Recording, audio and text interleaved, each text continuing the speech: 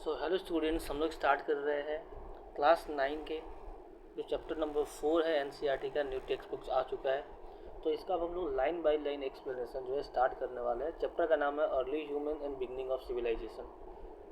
तो कुछ टर्म्स हम लोग समझ लेते हैं, सिविलाइजेशन समझ लेते हैं कि सबसे पहले आखिर सिविलाइजेशन क्या होता है। तो सिविलाइजेशन कहने का मतलब है कि एक ऐसा सोसाइटी जो काफ़ी ज़्यादा डेवलप हो जाता है, ठीक है। मतलब शहर जैसा जो है डेवलप हो जाता है कि उनके पास पक्की रोड होती है, पक्के बिल्डिंग्स होते हैं, ठीक है। बढ़िया एक प्रॉपर ड्रेनेज सिस्टम होता है, लिखने के लिए एक स्क्रिप्ट होता है, ठीक है। तो ऐसे एक डेवलप सोसाइटी को हम लोग सिविलाइजेशन बोल लेते हैं। तो बोला गया है कि इस चैप्टर में हम लोग पढ़ेंगे किसके बारे में, तो हमारे जो अर्ली एंसिस्टर्स है उनके बारे में, और कैसे एक सिविलाइजेशन का शुरुआत होता है। सबसे पहले जो है लोग यहाँ पे घूम रहे होते हैं इधर उधर, ठीक है। ना ही कोई गांव बसा हुआ होता है, ना ही कोई शहर, ठीक है। तो ऐसे सेटलमेंट से कैसे जो लोग एक सिविलाइजेशन की तरह जो है मूव करते हैं, ये सारी जर्नी इस चैप्टर में हम लोग देखेंगे। और कुछ जो चैप्टर्स के बड़े क्वेश्चन है यहाँ पे लिखे गए हैं, इन क्वेश्चंस को आप तब पढ़ना जब आप चैप्टर्स को पूरा कंप्लीट कर लेना, ठीक है। चलो हम लोग स्टार्ट करते हैं और लास्ट में आकर जो है इसको हम लोग देखेंगे। एक सेकेंड, अरे तो देखो, सबसे पहले क्या बोला गया कि प्रीवियस ग्रेड्स में, ठीक है, पिछले क्लासेस में आपने पढ़ा होगा हिस्ट्री ऑफ वेरियस किंगडम। बहुत सारे किंगडम्स और अम्पायर्स के हिस्ट्री के बारे में आपने पढ़ा पिछले क्लासेस में। आपने जो है सिंधु सरस्वती सिविलाइजेशन के बारे में भी पढ़ा होगा, यानी कि इंडस वैली सिविलाइजेशन के बारे में। हालांकि जो हिस्ट्री है किसका, ह्यूमन का, वो इससे भी पुराना है, इससे भी पहले। ऐसा नहीं कि ह्यूमन का जो हिस्ट्री है वो कोई किंगडम बना था, कोई एम्पायर बना था तब से चालू हुआ है, नहीं, उससे भी काफ़ी ज़्यादा पुराना जो है ह्यूमन का हिस्ट्री है। तो इस चैप्टर में बेसिकली हम लोग इस चैप्टर के अंदर में हम लोग एक्सप्लोर करेंगे अपने अर्लीस्ट एंसिस्टर्स के बारे में, जो हमारे सबसे पूर्वज है, पुराने पूर्वज है, उनके बारे में जो है जानेंगे, ठीक है। When and where they evolve, कि कब और कहाँ उनमें इवोल्यूशन हुआ, डेवलपमेंट हुआ, चेंजेस हुआ, ठीक है। कैसे वो फूड खाते थे, ठीक है, कहाँ पे रहते थे, कैसे रहते थे, और कैसे how they become what we are today, और वो लोग कैसे बन गए जैसे हम लोग आज हैं, ठीक है। यानी कि हमारे एंसिस्टर्स ही जो है, हमारे एंसिस्टर्स से धीरे धीरे डेवलप होकर के जो है चेंज हुए हैं आज में। तो वही हमारे जो सबसे पुराने एंसिस्टर्स है वो कैसे जैसे हम लोग आज हैं उसमें डेवलप हो जाते हैं, उसमें बदल जाते हैं, इसके बारे में इस चैप्टर में हम लोग पढ़ेंगे, ठीक। आगे और भी कुछ डिटेल्स लिखा गया है। आगे बताया गया है कि period before development of writing, यानी कि जब कोई राइटिंग डेवलप नहीं हुआ था, तो उसके पहले का जो भी हिस्ट्री है उसको समझने के लिए, उस समय के बारे में समझने के लिए हम लोग यूज़ करते हैं आर्कियोलॉजिकल एविडेंस का, यानी कि आर्कियोलॉजिकल सोर्सेज का। आर्कियोलॉजिकल सोर्स क्या होता है, ठीक है, जैसे कि पॉट्स हो गए, इंस्क्रिप्शंस हो गए, ठीक है, कोइंस हो गए, कोई सेटलमेंट हो गया, साइट्स, यानी कि वो सारी चीज़ें जो हमें खुदाई करने के बाद मिलता है। जब आप कहीं पे खुदाई करते हैं तो वहाँ से जो चीज़ें हमें मिलता है, ठीक है, मटेरियल रिमेन्स ह्यूमंस का, यानी कि ह्यूमन जो चीज़ों का यूज करते थे और वो छोड़ कर चले गए, तो ज़मीन के अंदर क्या हो गया, बरीड हो गया। तो जो ज़मीन के अंदर ह्यूमंस का जो रिमेन्स है वो बरीड हो गया है, उसको लोग क्या करते हैं, खुदाई करके जो है निकालते हैं, तो वो सारी चीज़ों को बोला जाता है आर्कियोलॉजिकल एविडेंसेस। तो क्योंकि कोई कहानी, कोई राइटिंग तो डेवलप होगा नहीं, यानी कि मतलब हम लोग उस पीरियड की बात कर रहे हैं जब राइटिंग का डेवलपमेंट नहीं हुआ था।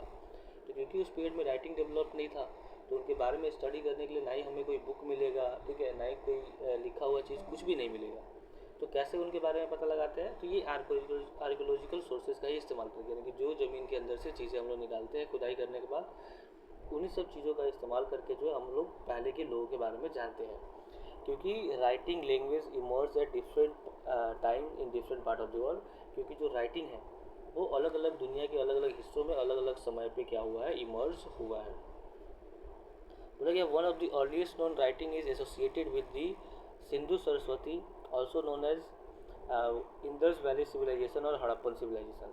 बोला गया है कि दुनिया की जो सबसे पुराने जो राइटिंग सिस्टम्स हैं उनमें से एक जो राइटिंग सिस्टम है वो इंडिया के सिंधु सरस्वती सिविलाइजेशन, या फिर जिसको इंडस वैली सिविलाइजेशन भी बोला जाता है, या हड़प्पन सिविलाइजेशन भी बोला जाता है, इनसे भी जो है एक जुड़ा हुआ जो है राइटिंग सिस्टम है।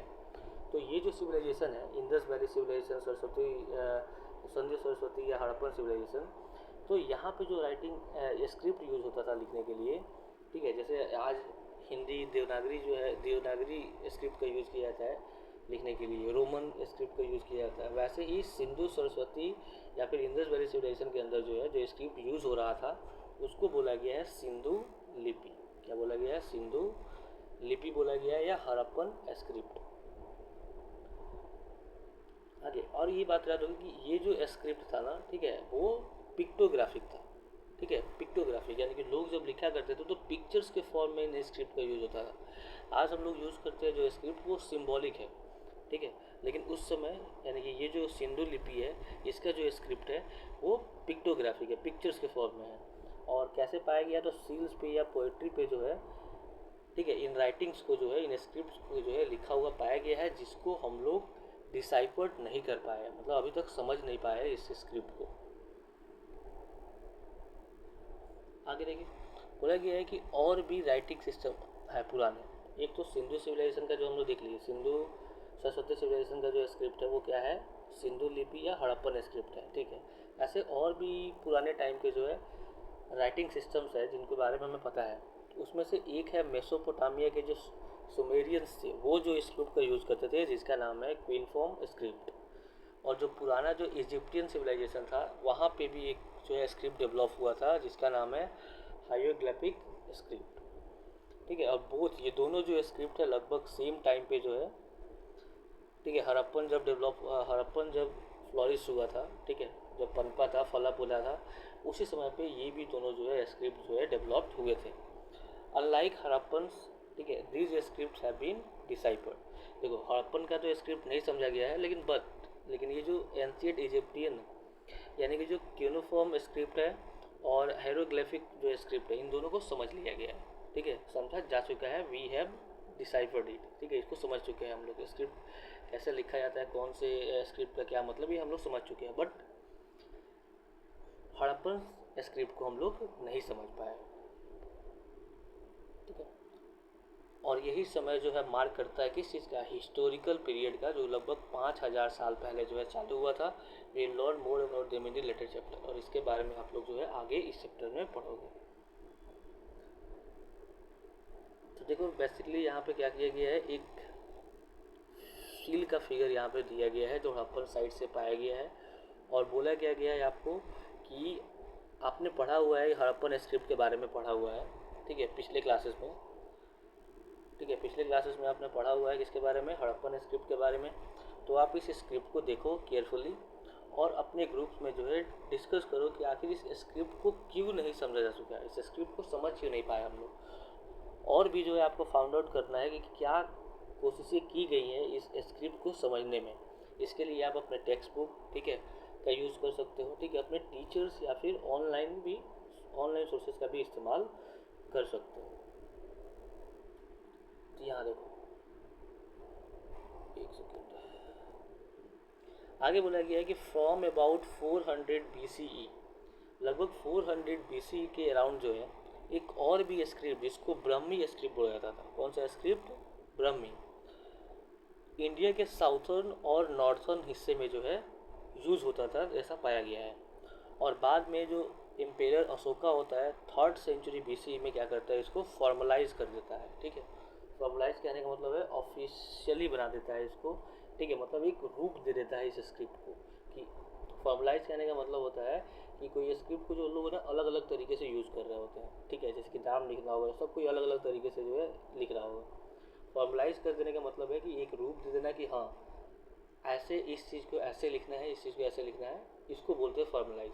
तो 3rd सेंचुरी BCE में जो है इम्पेरियर जो अशोका होता है वो क्या करता है, इस चीज़ को फॉर्मलाइज कर देता है। ठीक है, और उस समय के लोग भी जो आयरन एज में जो है जी रहे होते हैं। और ये जो जर्नी है आपका स्क्रिप्ट का, कैसे कैसे जो है अलग अलग स्क्रिप्ट डेवलप्ड हुए हैं, इनको आप लोग जो है अपने हायर क्लासेस में आगे आने वाले क्लासेस में पढ़ोगे। एक और यहाँ पे स्क्रिप्ट जो है यहाँ पे देख सकते हो, ब्रह्मी स्क्रिप्ट जो है यहाँ पे मध्य प्रदेश के जो सांची स्तूपा है उसमें एक रेलिंग पे जो है यहाँ पे ये जो राइटिंग है, ठीक है, ये ब्रह्मी स्क्रिप्ट में जो है लिखा गया है।